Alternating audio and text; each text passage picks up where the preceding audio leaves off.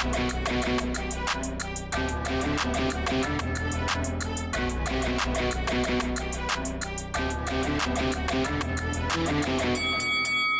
guys, welcome to Boxing Squared for boxing news and views from around the internet.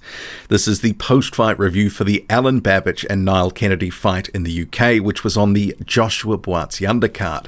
So we'll first get to the action proper. Alen Babic gets a third round stoppage here. This was largely as expected. And then on to a few thoughts, because the hype train rolls on. Alen Babic getting a lot of attention in recent weeks. And is this a gimmick or is he the real deal? We'll talk about it, but first, the fight proper.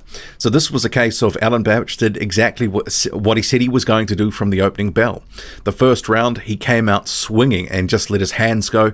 Really wasn't a lot of nuance or, slickness about what he was doing. He was just trying to steamroll Niall Kennedy, who was the taller man by a couple of inches and obviously had a slightly bigger reach than Babic himself. But he found it easy to get to the inside. He was just letting his shots go, and he was catching Niall Kennedy quite a bit. Kennedy early on was just trying to react, and then later as the round progressed, he started to get his jab going a bit more, even landing the odd body shot, and that was a feature in round two. Niall Kennedy had been told between rounds, look, work to the body, try to actually take some of the stuffing out of him. And he did actually land a number of good shots where I thought actually there looks like there's a reaction there from Babic, who continued to basically try to put the pressure on and just walk through Niall Kennedy and whatever he was throwing at Babic. And ultimately, though, it paid off for Babic. That pressure, Kennedy, his defense sort of slipped. He was open for a left hook, and ultimately he ate one, and he dropped to the canvas. Didn't necessarily look terribly hurt. Gets out of the round, and then Babic into round three. But pretty much from the get-go in round three, he catches Niall Kennedy with a right hand, follows up with a couple of punches. Nothing huge, because Niall Kennedy went down shortly after. It was almost like some sort of delayed reaction. Down for a second time in the fight, and Niall Kennedy is swarmed by Alen Babic, and it's all she wrote. The referee had seen enough, jumps in and says, look, we're done here. Alen Babic advances to 5-0, gets another stoppage win for his record, and the hype train continues. For me, this was another piece of careful matchmaking. They brought in a guy who wasn't necessarily a massive heavyweight. He was a little bit taller than Babic. He was a little bit heavier, but it wasn't one of the 6'5", guys who was 240, 250 pounds. This was a fight designed to make Alen Babic look good, and he delivered. He's got this all-action, high-octane style. He's going to be in fun fights at a certain level. But there is a question, will he come up short at a certain point? And I guess, we'll talk about that in a second. But this one here, you kind of thought that Niall Kennedy from the outset, the way that he was reacting to some of the shots, that it was only a matter of time. And ultimately it was. And the matchmaking, as I mentioned, Kennedy had been coming off a loss to Devin Vargas. Vargas was a journeyman-level gatekeeper. He's a top 50, top 60 guy, something there or thereabouts, and he managed to stop Kennedy. So I was thinking that this was always going to end in a knockout. It was more a question of when.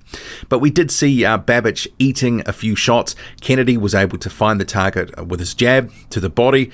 He was also looking for a few big haymakers of his own, but never really landed anything significant in that department.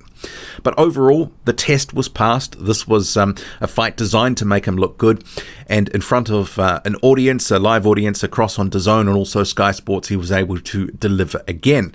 He is a Dillian Whyte managed prospect, and it almost feels like in some ways, because we've sort of seen, and someone mentioned this on Twitter just a couple of days ago, and I sort of thought that this was a really good sort of comparison, and I think it might have also been mentioned by Special K, one of my subscribers.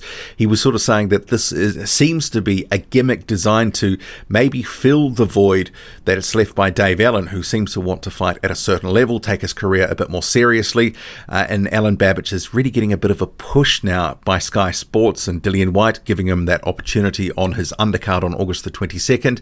It seems like there is this push for Babic to be that card filler, the guy that's going to add a bit of entertainment, a bit of drama, trash talking in the build-up, and he is an affable guy. People seem to like him. And I think there is something in that, because when you look at the way that he fights and the opposition that he's faced so far, he's going to have success at this level. But when he steps up and fights at a higher level, it is going to be a lot tougher because his defense is basically non-existent when he's just sort of swinging, or for the fences, and wild haymakers galore. He's off balance. He can be countered. Even Niall Kennedy, who didn't have a huge degree of success, was still catching him at times.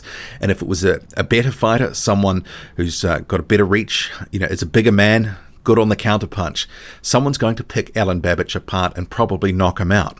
So we haven't really seen Babic hit with anything by a puncher yet to really see how good his chin is.